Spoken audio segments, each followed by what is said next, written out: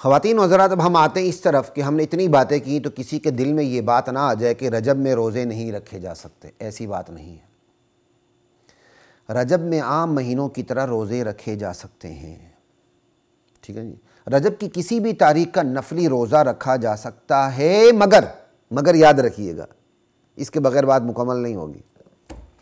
ہر اس تاریخ کا، رجب کی ہر اس تاریخ کا روزہ ممنوع ہے جس سے بدعات کی ترویج ہوتی ہو، بدعات کی اشاعت ہوتی ہو، بدعات کو تقویت پہنچتی ہو. اسی لیے 27ویں رجب کا روزہ خصوصیت سے ممنوع ہے، کیونکہ لوگوں نے اس کے من گڑت فضائل بیان کیے ہوئے ہیں.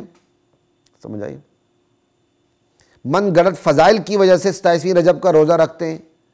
اب اگر کوئی شخص، جیسے پہلے بھی میں عرض کر چکا ہوں، 27ویں رجب کا روزہ رکھتا ہے، وہ کہتا ہے ٹھیک ہے جی فضائل من گڑت ہیں، لیکن میں 27ویں رجب کا روزہ رکھتا ہوں گویا جیسا میں نے 26ویں رجب کا روزہ رکھا.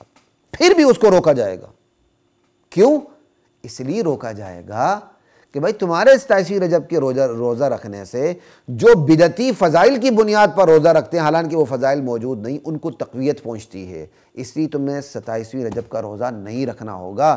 البتہ تم 26ویں کا روزہ رکھ لو. ہاں اگر 26ویں کو بھی کوئی ایسی فضیلت بیان کی جائے اور بدعات کو تقویت پہنچتی ہے تو پھر 26ویں سے بھی روکا جائے گا.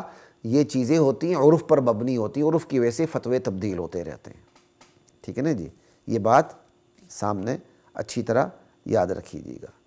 تو کوئی بھی رجب کی ایسی تاریخ جس سے بدعات کو تقویت نہ پہنچتی ہو، آپ نفلی روزہ سمجھ کر رکھ سکتے ہیں.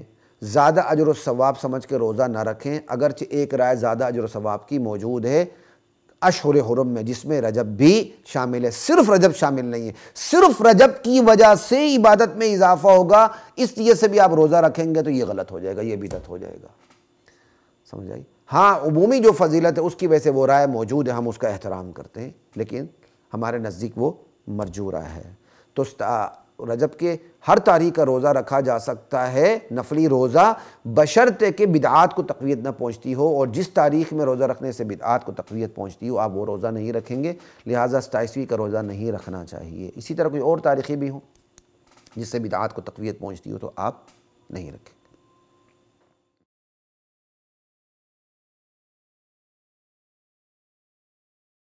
وَلَقَدْ